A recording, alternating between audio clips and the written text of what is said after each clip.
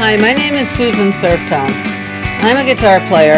I play retro rock with an emphasis on surf and garage music. My music's been called retro yet modern, which I think is a good description. Many times I've heard that my life story should be a book or a movie. I don't know. I mean, I put together this collection of photos and decided to tell the story in this brief video to see if there's really anything there. So here we go. I was born in upstate New York, practically on the Hudson River. My father was a baseball player. He was a pitcher for the Brooklyn Dodgers in their minor league teams. He never made the majors, but he was in for about, I think 6 or 7 years. I don't remember any of it. I was too young. Anyway, we settled back in upstate New York, and I discovered Elvis Presley and the Beatles. Elvis first, then the Beatles, and I had to get a guitar. That was the driving ambition, was to get a guitar. Eventually, I did get guitar lessons with the local wedding band hero, Joe Scaracchi. And from the get-go, he knew I could play. I was very lucky. It came easy to me. But what didn't come easy to me was the fact that I was a girl, and back then it was just not accepted, but I was lucky that Mr. Scaracchi didn't care and he taught me anyway.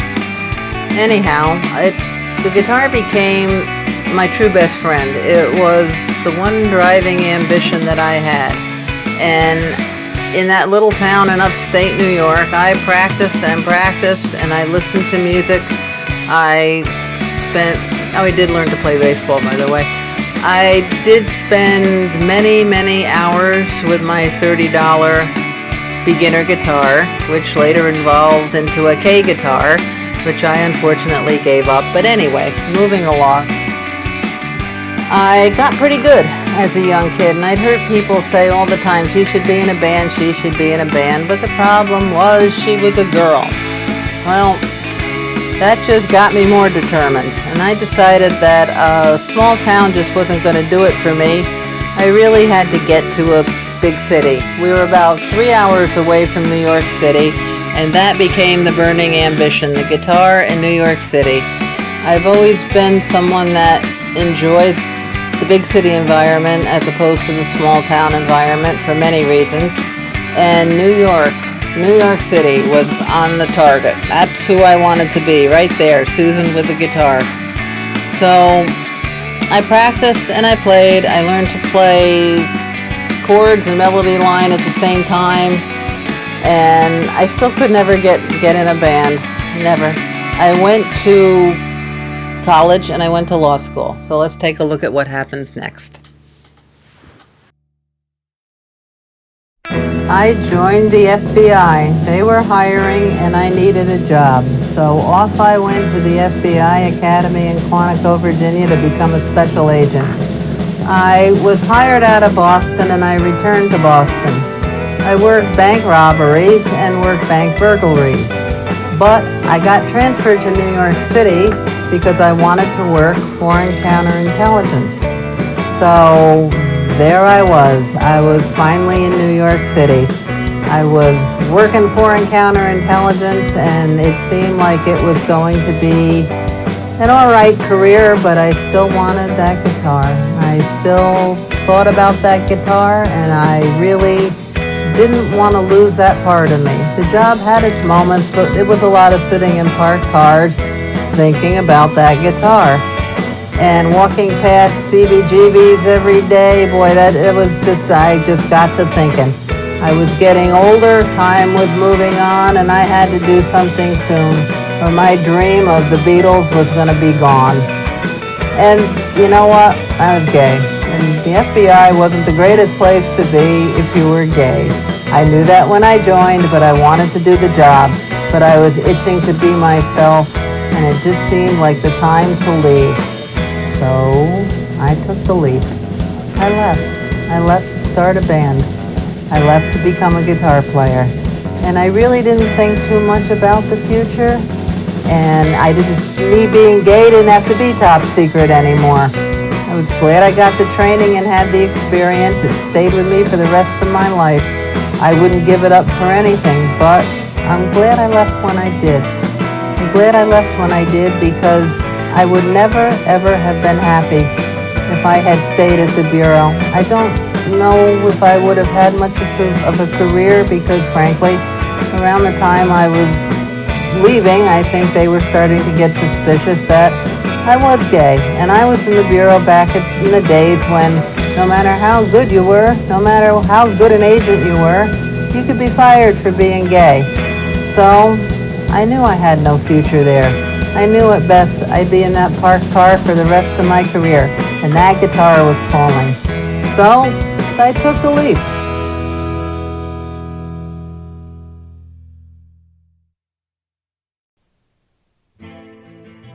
I had already written some songs, and it was time now to put a band together. So I put an ad in the Village Voice. I found a drummer, a bass player, and a keyboard player. And it was necessary to find a vocalist. The vocalist was really the most important part because I'm not a singer, so she would have to carry the band on stage. And in walked Mary Ryan, who was perfect. She had the look, she had the voice, and we got along. Everything was great. So we were off. We had the band, and I even wore makeup sometime. But life remained very, very unglamorous for us. It was a lot of hard work. And we did that work. We put in every effort to get gigs, which we did. We played at Great Gildersleeves with the shirts, and people liked us. People seemed to enjoy us. We started getting the attention of some producers who wanted to work with us in the studio. And we did work with a few of them, but the field was just so crowded in New York City. It was hard to get noticed. We did play at CBGB's. I was very happy about that after all the times I had walked in front of it. And we just kept working. We kept plugging away. We made some recordings that were good. They got some attention, and it felt like we'd always get up to the line and then nothing would happen. So with the 80s and synthesizers were big, and we always felt like we were just being kept out by the gatekeepers. We just were there at the wrong time. The A&R people had left CBGB's, and there were no more contracts being easily offered if you played at CBGB's, believe me. And it just became kind of a feeling of that it was almost futile, but we kept plugging at it, not being ones to give up, that's for sure. We knew that Mary was good. We knew that she was a great vocalist and front person. We knew that I could play guitar, could write songs. People seemed to be very positive, but again, we went like on a constant circle. There'd be attention and then nothing would happen. Then there'd be more attention and nothing would happen. And we'd be back out on the street looking for gigs, looking for a way to make recordings. So finally, after a few years, Mary drifted away, and I worked with some other singers, and nothing seemed to gel. Really, the New York City band was Black Tights. That was the band that, to me, represents that part of my career. The band was really, it was something special, and it by all means, like I said, it should have clicked. But we were just there at the wrong time when there were so many people competing for the same thing.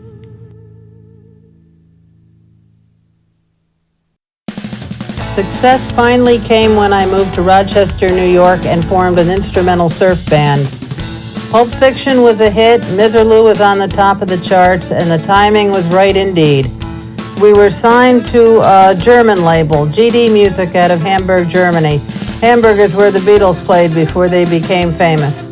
We did 4 tours of Northern Europe from 1996 to 2001. The tours were successful, the tours were hard work, but they were fun.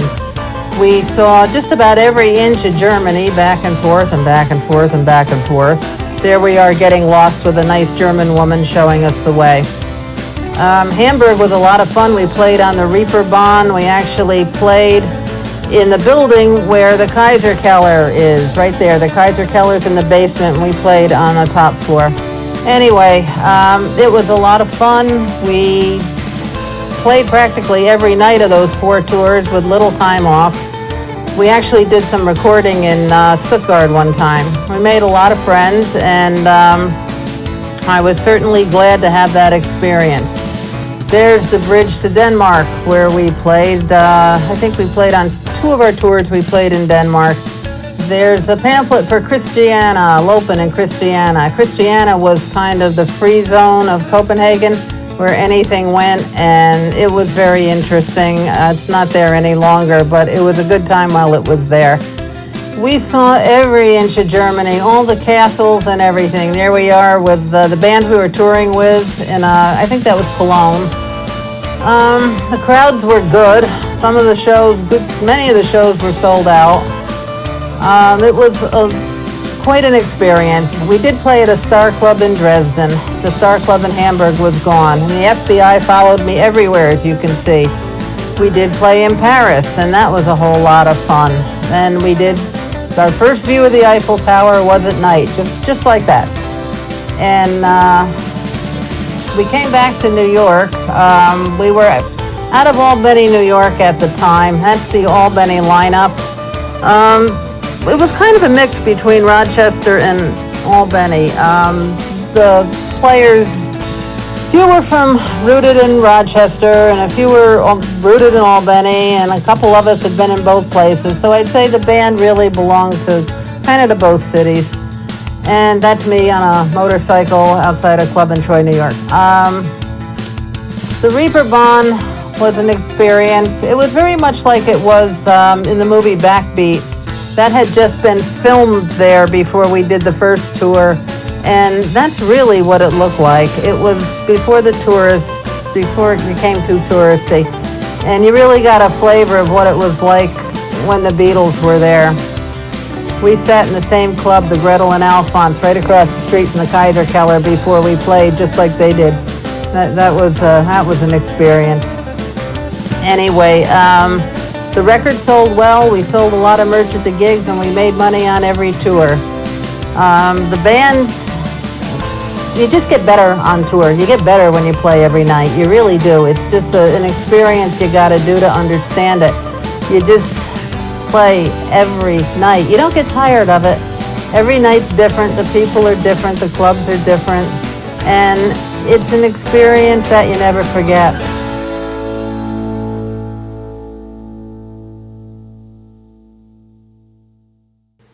In 2001, I moved west. The European touring was over, and it didn't seem like there was much left to do on the East Coast. So I came west where surf music is. I ended up in Portland, and I knew I'd have to start the band again, but that was okay. I did, and we ended up playing halftime shows for the NBA Trailblazers at the Rose Garden. It's not called Rose Garden anymore, but it was when we played there. That was a lot of fun. The sound man was a bit of a jerk, but the gigs were fun. Nissan used a few of my songs on a promotional video in Italy for their trucks, and The Real World used 2 of my original songs in season 19, the one shot in Sydney. There's the beach in Sydney. That was a lot of fun and really unexpected, but there it is, and it did indeed happen. I wanted to make a change, and I wanted to do more solo work. I wanted more control of the band, actually. So I decided to play bass and go to a studio in Portland called Jackpot, where I would record my first endeavor as Susan SurfTone. This was going to be a new adventure, and it worked. It really, really worked. I was surprised. Anyway, the reviews were great, and there were a lot of them. We got a lot of press, and it was time to reform the band and do a little touring on the West Coast. We started working with a transgendered go-go dancer, which was a little bit different and a lot of fun. We made some new friends at a gig in Portland, and we did live shows here in Portland and down in LA. We did, I think it was 2 or 3 tours. Anyway, the band was good. Everybody got along. We played a club called the Redwood down in LA. We got some press in the LA Weekly. The first time we toured, it was a blurb. And then after Shore came out, we got a feature, and it was funny because that feature had a picture of Black Tights, and I was kind of glad to get a little recognition for that band finally. Anyway, as things progressed, I was thinking about the solo endeavor and changing my look a little. LA was a lot of fun, and I really liked LA. I liked LA more than I liked Portland, I'll tell you that. And things were I was starting to look towards changes. I didn't want the music to get stale. That was the biggest thing. I did not want the music to become just a retread of what I had done before.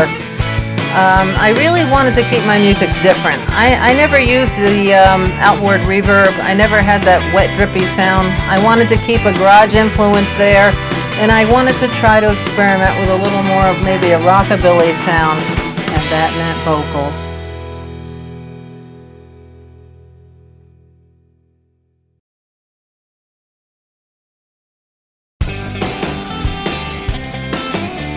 And here we go with the vocal song. Little bit lied to. It's a song I wrote in the early 90s when I first moved to Rochester. Not everyone, but a lot of people had been bothering me about doing vocals. Why don't you sing? Why don't you do vocals? Why do you just play guitar? So I figured it was time to do a good video, and I thought it should be one with vocals because I think people would watch a video that had vocals in it more than just a straight instrumental video. And I also wanted to put the guitar down and do my Elvis Presley thing. And I did it. I combed the hair back and put the gold jacket on and watched some early Elvis videos, ones from his performances on The Ed Sullivan Show, Milton Berle, and those performances, and got a feel for it and said, I'm going to give it a try. So I recorded it up in Portland, and it was fun doing it. I still have a little bit of trouble watching it. You always feel funny watching yourself. There's that, do I look like a jerk factor. So, I don't know. But anyway, there it is. I enjoyed doing it. I'm not really a natural singer. Singing does not come easy for me. I have a limited range, and I'm somewhat self-conscious about it. And I think I always will be. I don't think I'll ever get over that. But I'm glad I did it. It was another one of those points in my life where I felt like if I don't do this and try this, I'm going to really regret it, wondering if I could do it. So let's find out. I do really like the song. It's got a nice Buddy Holly feel to it, and I was glad to see it get out there. People did like it. It got good reviews. It got some airplay, and it was kind of fun. I did a few more vocal songs. I did one called Up, Down, and All Around, an original, and I did a version of Blue Moon of Kentucky, Elvis's second song released on the Sun label. It's a Bill Monroe song. He wrote it, and I was mentioned in an article about the song on Bill Monroe in the National Recording Registry, which I really was very, very surprised when I saw it. It was kind of made me feel good. That's what I'll say. It made me feel good. And there we have the Blue Moon of Kentucky cover. Yep, that's the artwork for this song. In 2018, I decided to take an apartment down in LA. I kept my condo in Portland, but I wanted to give LA a try. I fell in with a crowd that didn't want to go see bands. They wanted to go see singer-songwriters. So I found myself doing a singer-songwriter thing, which I wasn't particularly happy about.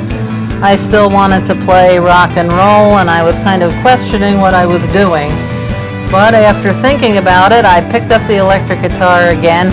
I met a drummer who was making noise about playing surf music and making noise about touring in Europe, and that seemed like it might work out, but it didn't. So my dreams of going to Europe were not only shattered by that, but by the looming pandemic. And that brought a bit of a change where you didn't quite know what to do. Yes, the world had turned into a lemon. There we were. And some decisions had to be made in how to go forward. During the lockdown, what was there to do but record? So I had my guitar, I had a Dan Electro, and I had my Fender bass, and I decided, well, I'm going to give it a shot. I can play bass. I found a drummer who I could work with remotely, and that's what I did. That's how I spent most of my time.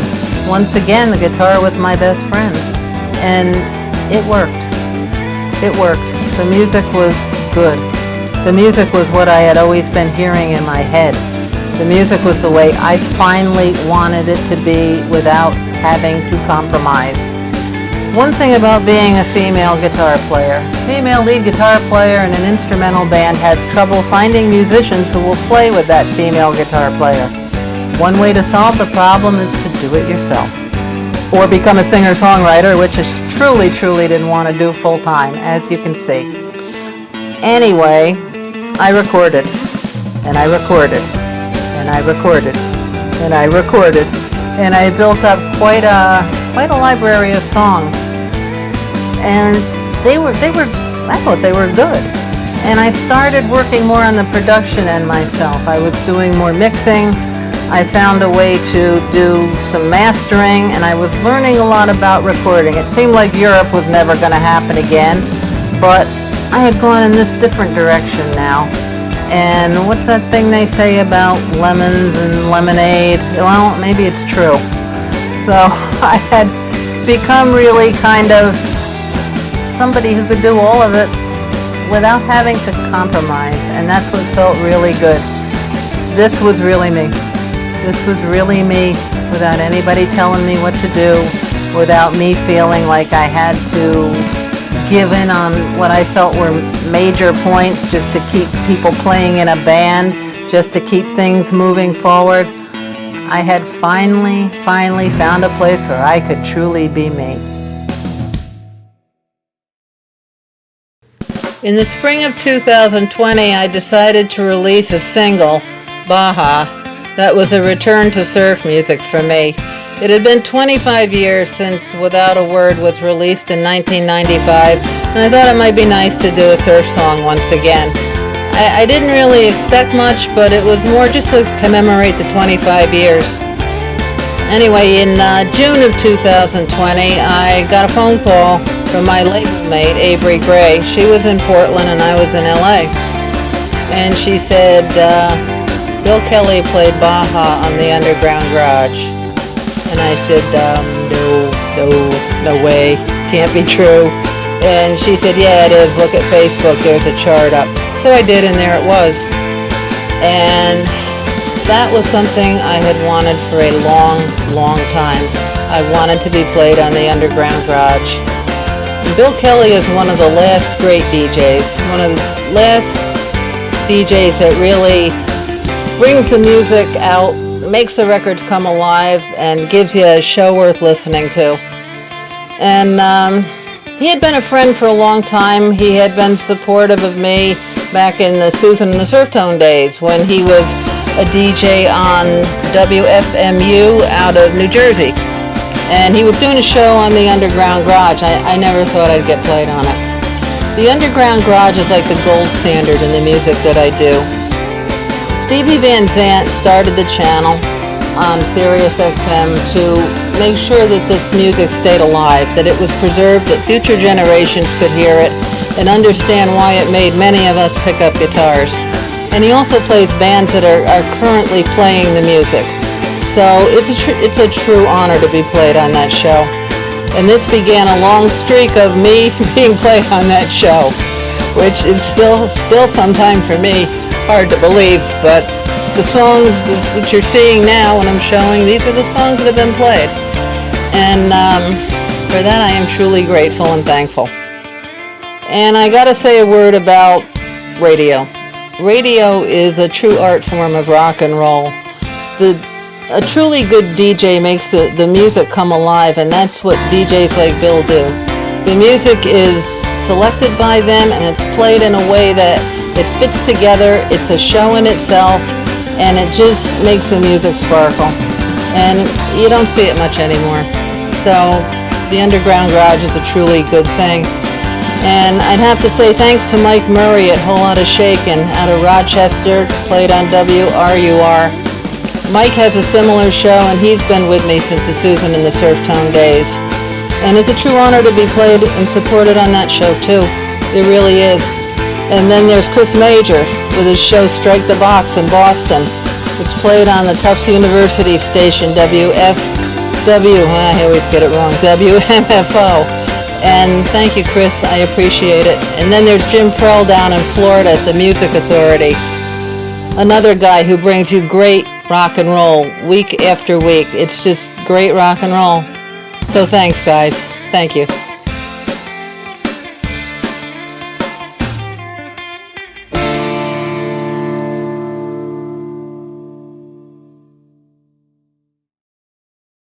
I really believe in life there is one true thing that you're good at. Everybody has one true thing that they're good at, but you don't know if you're going to find it in this lifetime. And I was lucky enough to find it. I found it at an early age. I found the guitar. And I was drawn to it. I loved it from the minute I heard it.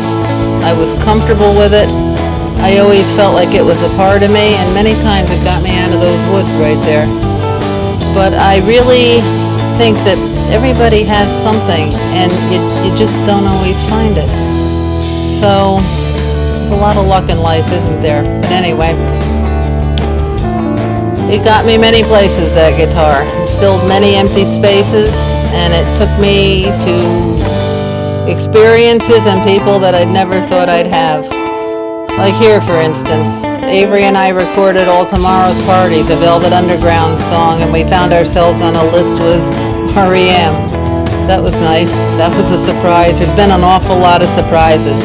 I learned to play bass, and I was glad I did, because I enjoy playing bass. You can be very creative on a bass guitar. Just ask Paul McCartney. I'm glad I was recognized for being a decent guitar player. That meant a lot to me. I was always afraid because I was a girl that no one would ever hear me, no one would take me seriously. And I think I had to stomp my feet pretty loud sometime to get heard, but I did, and I'm glad that I did. Glad that I did for a lot of reasons. For myself, it was nice to be recognized, and for other girls, it's nice to say, I can do it and so can you. You can do it too. Just keep at it and don't let them tell you you can't. That's the key to it. And there were many supportive men too. I mean, there were the detractors, but you just don't listen to them. Unless they're telling you criticism that makes sense. And you'll know when it does, because you'll have thought it too. So anyway, it's been fun. I've had a good time. I don't know if I'm done yet or not. But Elvis did a song in 1962 called Follow That Dream, and I'm glad I did.